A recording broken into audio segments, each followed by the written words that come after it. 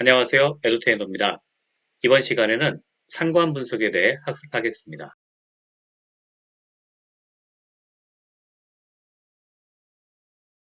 상관계수는 두 변수 간의 비례 관계를 파악하기 위해서 개발되었습니다. 두 변수 간의 관계는 먼저 산점도, 스캐터 플롯을 통해 눈으로 파악할 수가 있습니다. 산점도를 그리면 X축, Y축 두 변수 간에 직선 관계가 존재하는지 혹은 곡선 관계가 존재하는지 서로 독립적인지를 파악할 수 있고 혹시 몇 개의 그룹으로 나누어 구분할 수 있는지 그리고 아웃라이어라는 특이한 점이 있는지 확인할 수 있습니다. 상관분석은 연속형 두 변수 간의 직선적 선형관계 정도를 검정하는 통계 분석 방법으로 다양한 분야에 널리 사용됩니다. 앞서 산점도에서 두 변수 간의 직선관계가 있어 보일 때 상관분석으로 이 둘의 직선관계를 수치화하고 검정할 수 있습니다. 여기서 수치화된 직선관계를 상관계수, correlation coefficient라고 합니다. 예를 들어 송호 양식장에서 X변수를 송호의 길이라고 하고 Y변수를 송호의 무게라고 한다면 X가 커질 때 Y도 대체적으로 커지는 정비례 관계가 있습니다. 그런데 이런 정비례 관계가 강한지 약한지를 파악하기 위해서는 수식을 바탕으로 한 숫자로 표현할 필요가 있습니다. 영국의 수학자 칼 피어슨이 피어슨 상관계수를 정립하게 됩니다.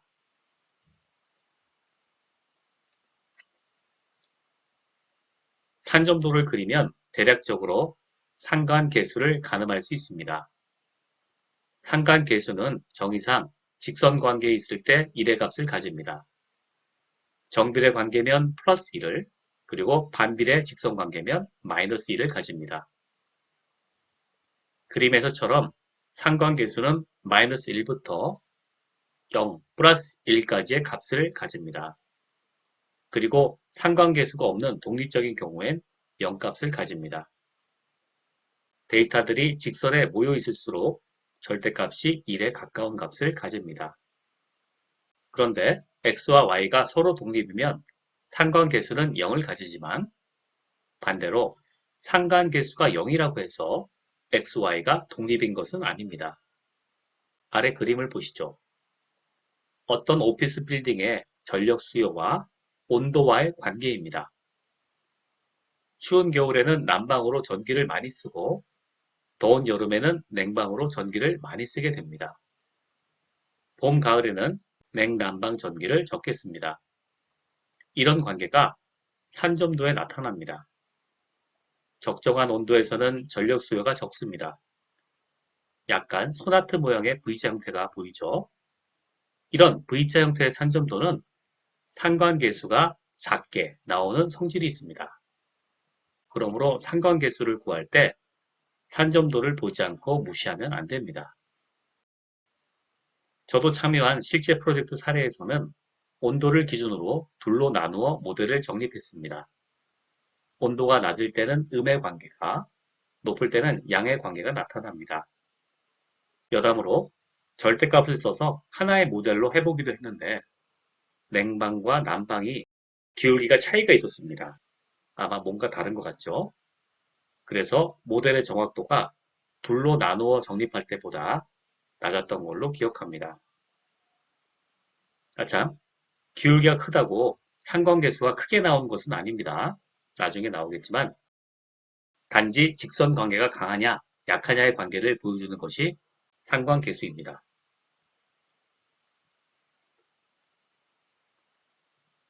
상관계수를 파악하는 방법 중에 하나는 X바, Y바를 중심으로 4등분하여 3포도를 그려보는 겁니다. 4등분 안 하더라도 나중에 4등분을 마음속에서 해도 되죠. 먼저 관측치가 전체 4분면에 고르게 분포할 경우는 X, Y 간 특별한 관계가 없고 상관계수는 0에 근사합니다. 대부분의 관측치가 주로 대각 방향이 되는 1, 3, 4분면에 있는 경우는 X가 증가하면 Y도 증가하는 정비례 관계가 되고 상관계수가 양의 값을 가집니다. 반대로 대부분의 관측치가 주로 2, 4분면에 분포하는 경우는 음의 상관계수를 가지게 됩니다. 다음은 상관계수를 잘못 사용하는 상관계수 오사형 사례를 보도록 하겠습니다. 상관계수는 두 변수 간의 상호관계를 의미하는 것으로 인과관계를 의미하지는 않습니다. 많이 오해가 되는데 조심해야 됩니다. 이그젬플 1에서 지하철 요금이 오를 때 피자값도 오릅니다. 이것은 인플레이션이 원인이죠.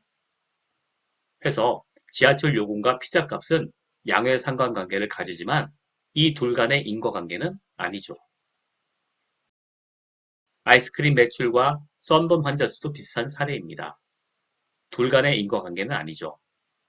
한여름의 뜨거운 태양이 원인이겠죠.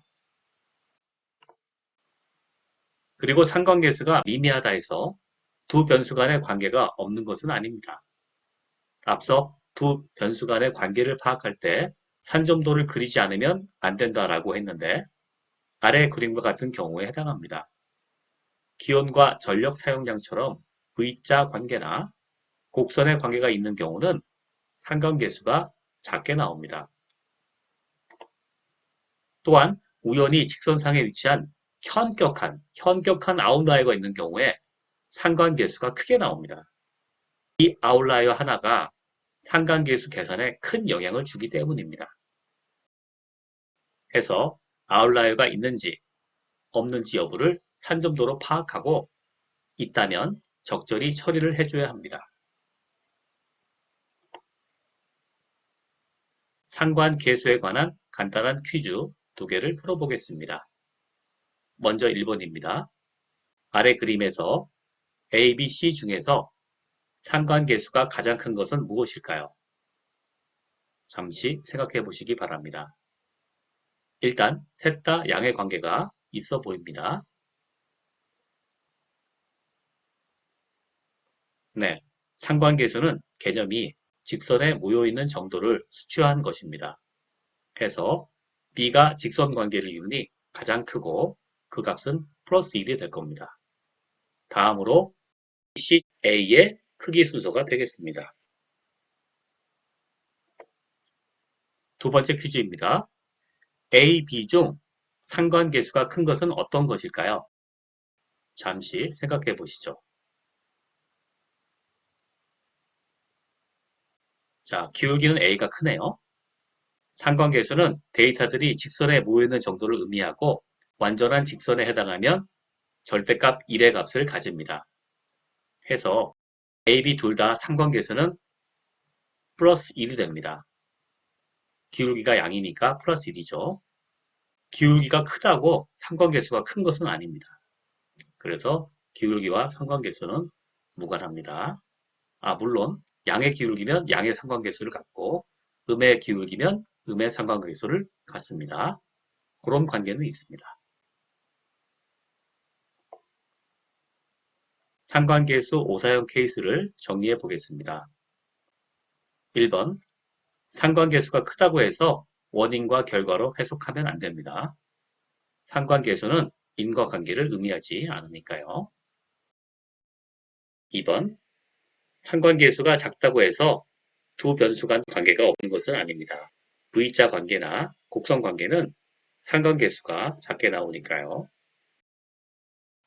3번 상관계수의 절대값이 1에 가까워도 두 변수의 선형성이 뚜렷하지 않을 수 있습니다. 왜죠? 현격한 아웃라이어의 영향을 받을 수 있기 때문입니다. 4번 상관계수로 기울기를 알 수 없습니다. 앞서 퀴즈에서 보셨지만 기울기와 상관계수는 무관합니다. 상관계수가 크면 기울기가 크다. 아닙니다. 직선에 가까우면 상관계수는 절대값이 크게 나옵니다.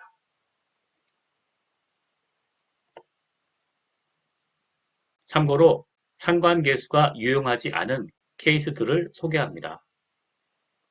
이탈값이나 특이값, 아웃라이어가 존재하는 경우, 그리고 두 변수의 관계가 비선형인 경우에 상관계수가 유용하지 않을 수 있습니다. 현격한 특이값은 없는 상관관계를 만들 수도 있고 그림 A처럼 있는 상관관계를 없앨 수도 있습니다.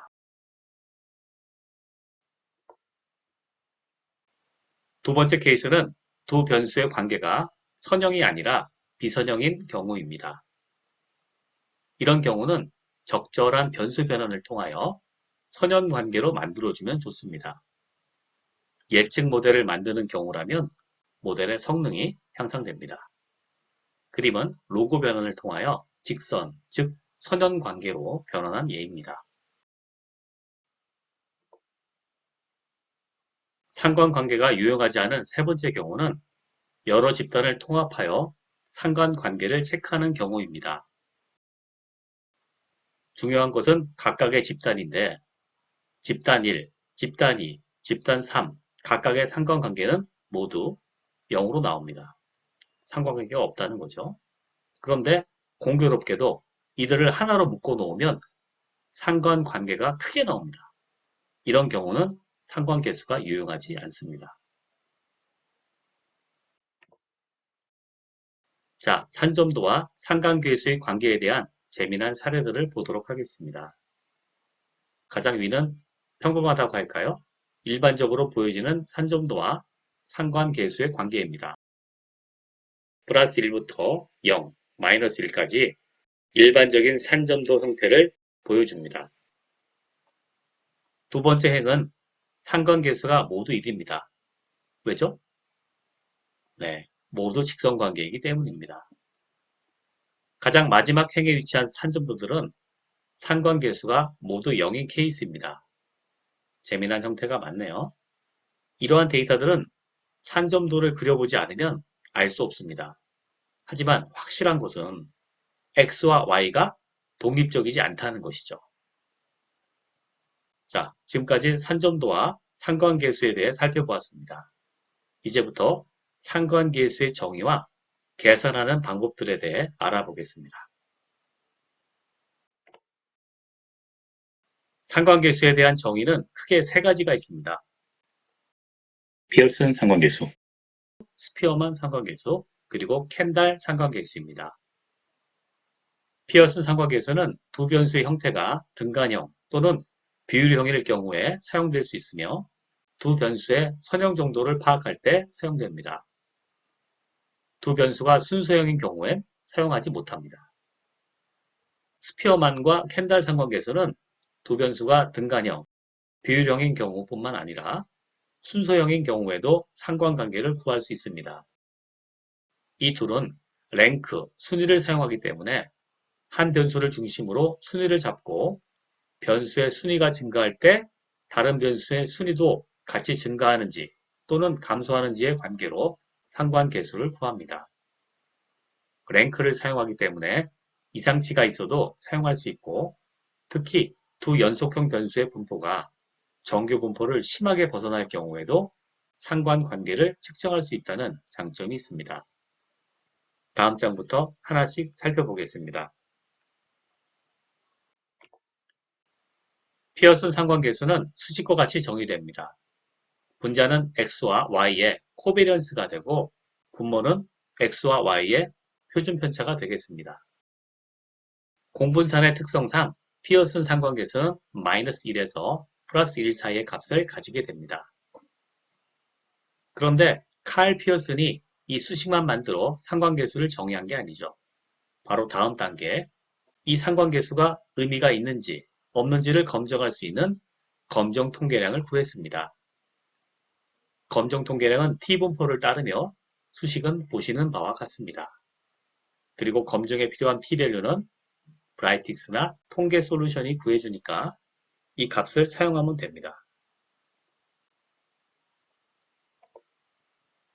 다음은 스피어만 상관계수입니다. 칼 스피어만이 고안한 상관관계로 랭크를 사용하기 때문에 비모수적인 논파라메트릭 성질이 있습니다. 변수별로 원데이터 값을 랭크로 변환하고 이 랭크들을 가지고 피어슨 상관계수를 구한 것이 바로 스피어만 상관계수입니다. 검정 통계량은 피어슨 상관계수와 마찬가지로 t분포를 따릅니다. 다음은 켄달 상관계수입니다. 영국의 통계학자 모리스 켄달의 이름을 따서 켄달 타우 코릴레이션이라고 불립니다. 이 방법은 좀 재미난 아이디어를 활용하는데 x와 y를 랭크로 바꾸고 y의 랭크가 x의 랭크와 얼마나 일치하느냐, 영어로 콘코단트 하냐의 개수를 가지고 정의합니다. 해서 수식과 같이 분자는 부합 데이터쌍에서 비부합 데이터쌍의 개수를 빼주고 분모는 부합 데이터쌍에서 비부합 데이터쌍의 개수를 합한 것이 됩니다. 완전히 반대로 랭크가 매겨지면 마이너스 값을 갖게 되고 완전 똑같은 방향의 랭크가 주어지면 플러스 1 값을 가지게 됩니다. 다음 장에서 예제를 통해 살펴보도록 하겠습니다. 그리고 검정 통계량은 정규 분포가 사용되며 p-value는 브라이틱스에서 계산해주니 이 값을 활용하면 되겠습니다.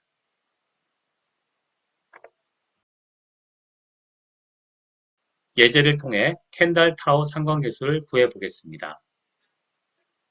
미루알 연구소에 지원한 5명의 지원자에 대한 A, B 두 면접관의 평가 점수가 테이블로 정리되어 있습니다. 타우 값을 계산하기 위해서는 랭크의 콘코단트 개수와 디스코단트 개수를 계산해야 합니다. 여기서 콘코단트는 앞서 말씀드렸지만 랭크가 서로 부합된다는 뜻이고 디스코단트는 랭크가 서로 부합되지 않는다는 뜻이 되겠습니다. 계산 방법을 한번 따라가겠습니다. 먼저 면접관 A의 스코어에 대한 랭크를 A 랭크로 구해주고 면접관 B의 스코어에 대한 랭크를 B 랭크로 구해줍니다. 다음 보기 쉽게 하기 위해 A 랭크로 소팅합니다. 오름차순이나 내림차순이나 상관없습니다. 타워 값은 동일하게 나옵니다. 자, 이제 행으로 하나씩 콘코던트 값과 디스코던트 값을 계산합니다. 첫 번째 행에서 A 랭크는 1입니다. B 랭크도 1입니다. A 랭크는 정렬했으므로 랭크가 순서대로 올라갑니다. 이제 B 랭크 열을 체크합니다. 1행부터 끝까지 1, 2, 4, 3, 5입니다. 랭크가 올라가는 것은 2, 4, 3, 5 4개가 되고 내려가는 것은 없습니다. 해서 콘코단트 4, 디스코단트 0이 됩니다. 두 번째 행에서 B 랭크는 2입니다.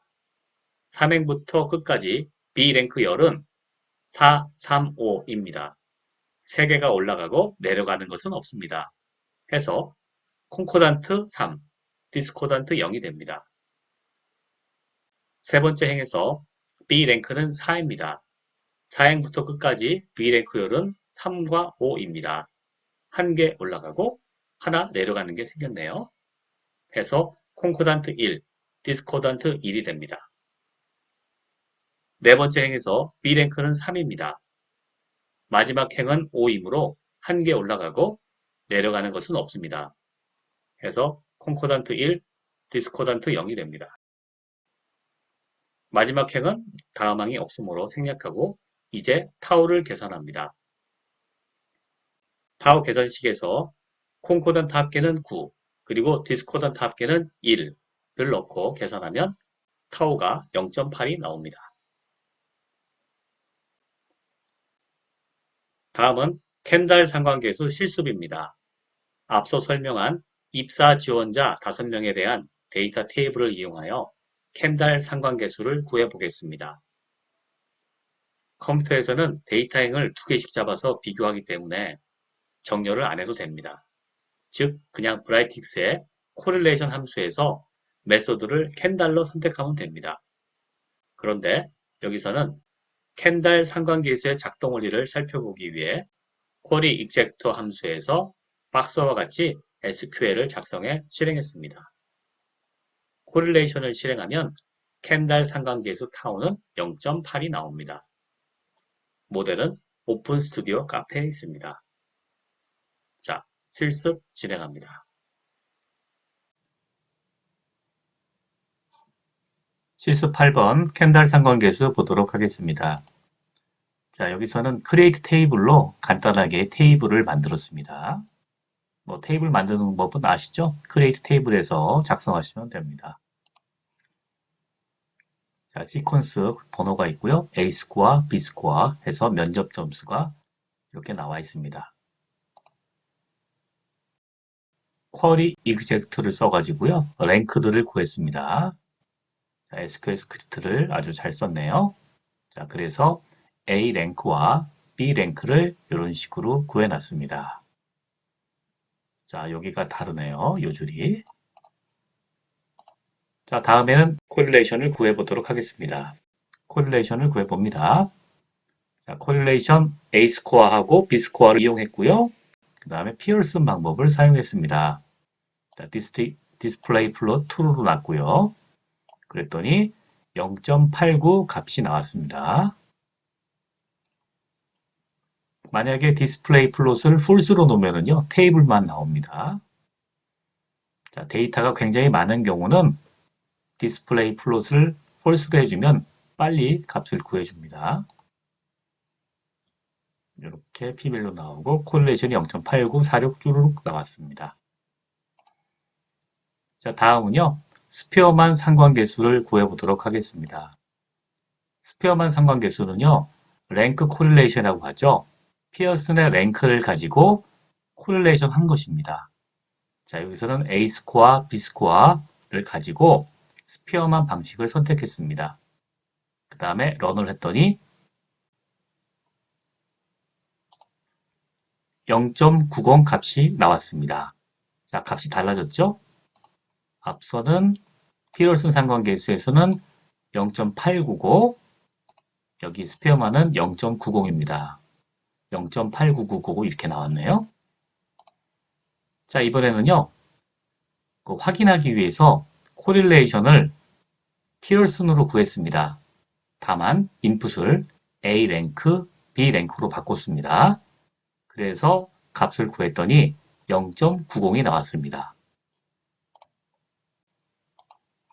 자, 0.90이 나왔죠?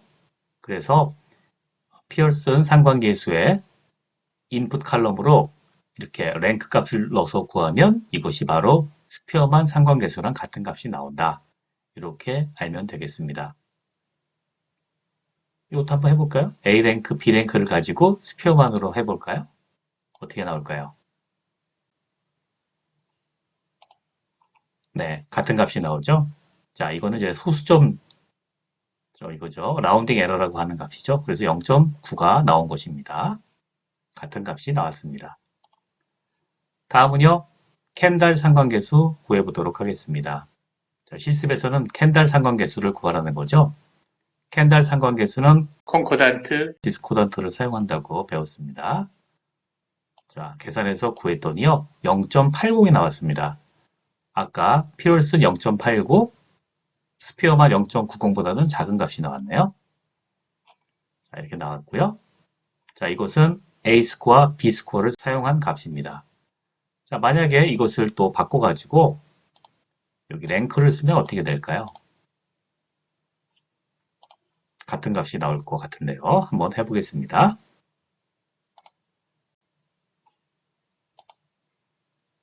자, 같은 값이 나왔네요. 0.80 동일한 값이 나온 것을 알 수 있습니다.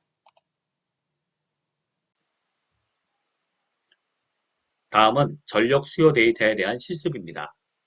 문제를 읽어보시기 바랍니다. 요약하면 빌딩의 전력 수요가 기온과 강수량에 영향을 받을 거라고 추정하고 있고 이를 검증하기 위해서 상관 분석을 실시하는 것입니다. 먼저 서플라이, 전력 사용량과 템퍼러처 간의 피어슨 상관계수를 구하고 산점도를 그려보겠습니다.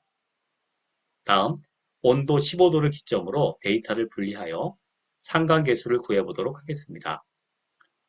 왜 15도를 기점으로 둘로 분류할까? 궁금하시죠? 실습에 사용되는 튜토리얼은 EDA, 피어슨 상관 분석 및 선형회귀 분석입니다. 튜토리얼에 있는 모델과 데이터를 다운로드하여 실습을 진행하시면 됩니다. 실습 진행합니다. 자, 실습 9번 보도록 하겠습니다. 온도와 전력 수요의 상관관계를 분석하는 거죠. 자, 데이터를 로드했습니다. 이렇게 나왔습니다. 날짜가 있고요. 그 다음에 연도, 월, 그리고 데이 이렇게 있고요. 그 다음에 서플라이. 이제 서플라이라고 하는 것이 전기 공급량이고 이쪽에서 보면 공급량, 이쪽에서 보면 사용량이 되는 거죠. 그래서 온도하고 프리시피테이션, 강우량 이렇게 데이터가 들어와 있습니다. 전체 데이터는 2241개가 나와 있네요. 자, 코릴레이션을 보도록 하겠습니다. 코릴레이션을 보니까요. 이렇게 나옵니다. 자, 프리시피테이션하고 템퍼러처의 관계, 그 다음에 중요한 거는 요거죠. 전기 사용량이죠. 서플라이 여기입니다. 서플라이, 템퍼러처하고 서플라이, 그리고 프리시피테이션과 서플라이가 되겠습니다. 자, 여기는 확실히 좀 관계가 있어 보이고요. 이렇게 뭐 뭉쳐 있고요. 여기는 흩어져 있는 그런 관계가 있습니다. 자, 왼쪽에는 스캐터 플롯으로 그려줬네요. 템퍼러처가 X축, 서플라이가 Y축이 되겠습니다. 그러므로 기온에 따라서 이거는 영하 10도네요. 영하 10도. 기온이 낮아지면 사용량이, 전력 사용량이 많아지고 또 기온이 높아지면 또 전력 사용량이 높아지는 그런 관계가 있는 것을 알 수 있습니다. 자, 기온이 낮을 때는 난방을 하죠. 난방을 할 때는 이렇게 기울기가 좀 완만하게 증가하고 자, 기온이 높을 때는 냉방을 하죠. 에어컨 같은 거. 냉방할 때는 좀 더 기울기가 높게 올라가는 것을 알 수가 있습니다. 자, 코릴레이션을 구해봤습니다. 그래서 이렇게 값이 나온 걸 알 수가 있습니다.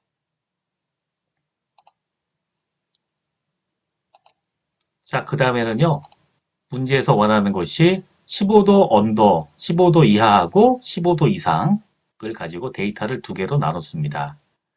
자, add 펑션 컬럼을 써가지고요. 이렇게 인덱스를 주기로 했습니다. 템퍼러처 클래스라는 이름으로 인덱스를 주었습니다. 그래서 템퍼러처 클래스로 해서 데이터들을 나눴습니다. 2241개니까 다 보려고 하면 이렇게 show rows를 바꾸면 됩니다. 자, 그 다음에 코릴레이션까지 보겠습니다. 자, 코릴레이션을 그룹 바이 해서 구하면 되겠죠? 그룹 바이 해서 템퍼러처 클래스로 구했고요. 그 다음에 그림은 여기 템퍼러처 클래스로 해서 이렇게 빨갛게 파랗게 그룹 바이 해서 칼라 바이 했겠죠? 칼라 바이 해서 그림을 그렸습니다. 칼라 바이 나왔죠? 자, 이렇게 해서 작업을 했습니다. 자, 그룹 바이에서 15도 언더 보겠습니다. 자, 그러면 네거티브 코릴레이션 0.40이 나오고요. 그리고 오른쪽 above 15, 15도 이상을 보면은 포지티브 코릴레이션으로 해서 0.37이 나왔습니다.